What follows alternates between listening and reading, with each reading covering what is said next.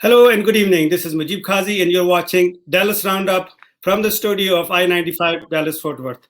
I have an extraordinary guest with me today who is running for the office of mayor for city of Fort Worth. I am absolutely honored to have her on our show. Deborah Peoples, welcome to the show. Oh, thank you, Mujeeb. I'm excited to be here with many of my friends. I know many of my friends watch your show and watch Dallas Roundup, and I'm just glad to be here with you. Absolutely, pleasure is all mine. So let me ask you this: I know you're running for the office of mayor of Fort Worth, one of the Yes. 13 largest city in the nation, Yes. and very diverse city. I've been around for almost 22 years. I know how Yes. the local politics works. Well, let me ask you this: it's a thankless job. Why are you running for the office? Because Mujeeb, I believe that we all owe a debt to society, and mine is working in the community. And I have worked in the community for many years. I have many friends across many communities, in the Nepalese community, in the Muslim American community, across the Asian diaspora. And what I have found is that many times our voices aren't being heard. And I wanted to make sure that Fort Worth is a diverse city. You mentioned that and talked about how diverse we are. In fact, there are more people of color in Fort Worth than there are not. And so I want to be sure that everybody's voice is heard, that we are all getting equitable opportunities. And so one of the things I did, Mujeeb, is I worked for 35 years in corporate America. I know how to build great teams. I know how to implement long range plans and strategies, and I know how to value everybody's contribution. And so I believe my experience, my passion, it will allow me to bring everybody to the table. And that's why my tagline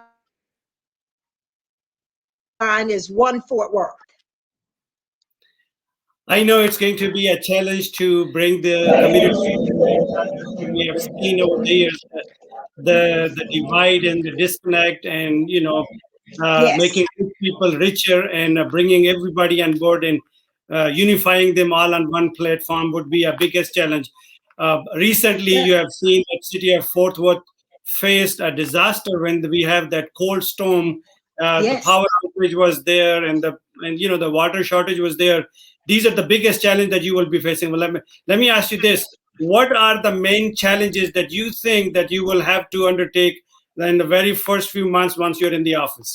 So, Mujib, that's easy. It's bringing everybody to the table. And let me just tell you, Fort Worth did face a huge challenge during the cold snap, as did where we saw communities that were most impacted were communities of color. And so we have to make sure that we are equitably distributing opportunities and upgrades. And so when ERCOT works and the state of Texas works on ensuring that the grid is in place, we have to make sure that no community is left behind. And so that's a big one. So, Mujib, just so you know a little bit about me, and I was born in a little town in Louisiana and got to Texas, but I was raised in a multi-ethnic community. And so I grew up in a neighborhood that was black and brown and white. I had friends who were Catholic and Muslim and Jewish and Baptist and Methodist. And my parents encouraged us to understand different cultures and get engaged and involved. And that's the way I've lived my life. And I believe that Fort Worth has all of the same elements. We are multiracial, multi-ethnic, multi-religious groups, and we need to bring all of those people together and make sure that we are able to meet the needs of all of our communities. And so the big challenge for me is getting a seat for everyone at the table. And then we want to build an economy that supports our residents. I tell everyone, you're in Dallas with Dallas Roundup, and you have 34 Fortune 100 or big companies based there. In Fort Worth, we have only two because I don't think that we we have valued or marketed our diversity and our brilliance. And so one of the jobs, once we get everybody listening to everybody, then we can come up with a plan to make sure that all of our communities are receiving equitable services and that we are creating opportunities for our residents to grow and thrive. Excellent. And Deborah, let me ask you this. I know you have this seat open for election and you don't have any incumbent candidate Yes. who is running against you. Does that make your race easy or harder? Harder because Mujeeb, I ran for this race in 2019 against us, me and the incumbent. We were outspent about 5-1, but we still ran an excellent race. We came in with almost 43% of the vote. This time, because the incumbent is not running, there are 10 candidates in the race. And so in a normal race where you only have 2 candidates, the outcome would be decided on May the 1st. There is a great probability that we'll have a runoff because you have so many candidates, and the odds of one candidate getting 50% are harder with that many candidates in the race. And so we're probably looking at a runoff. I am very comfortable with the help of my many friends in our AAPI community and my many friends across Fort Worth that we will be in the runoff, but that means that we're going to have to then have another campaign from May the 1st through June the 8th to win that seat. So it prolongs the whole campaign. Well, I was following on the Facebook page and I noticed that you're getting a lot of endorsements. Senator Rice has endorsed you, Muslim Democratic Caucus has endorsed you, other communities. How does it feel to be endorsed by all Yes. these mega organizations? Well, it feels wonderful, and I am grateful because, I grew up believing that the work we do in the community, we do because it's the right thing to do, and that's the way I have lived my life. Is I have volunteered and been engaged, and so to have endorsements from so many people and so many amazing organizations makes me know that the work I did was valued, and I am I'm really appreciative for that.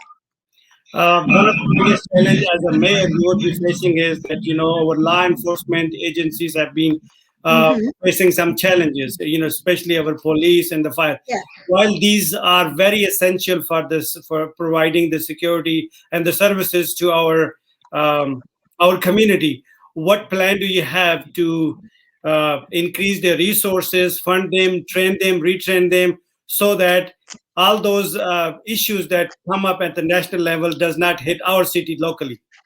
So, Mujeeb, I will tell you that the status quo with our public safety officers just isn't working. And let me tell you why. We have burdened our public safety officers, our police, with being everything for everybody. We have asked them to be mental health providers and deal with mental illness. We have asked them to deal with the issue of homelessness, and they're not trained counselors to deal with homelessness. We have asked them to be family counselors when you have incidents of family violence. So we have asked our police to do a lot. And so the first thing I would do was make sure we were getting those types are performing, we would get them to the right agencies. We would get them to the right professionals who can handle that. And so I believe that once we start offloading our police department and getting these calls to other people, it will help. The other thing is we've got to get creative. And so the city of Fort Worth, they just started something called a civilian response team. And I really like that because what it does is it allows professionals, these professionals in different areas to be part of the response team so that when a police officer goes out, you don't have the escalation. And so, for example, we have police officers who've gone out on with cases that involved a mentally ill citizen. And because they're not trained on how to handle those cases, we end up tasing that citizen. And sometimes those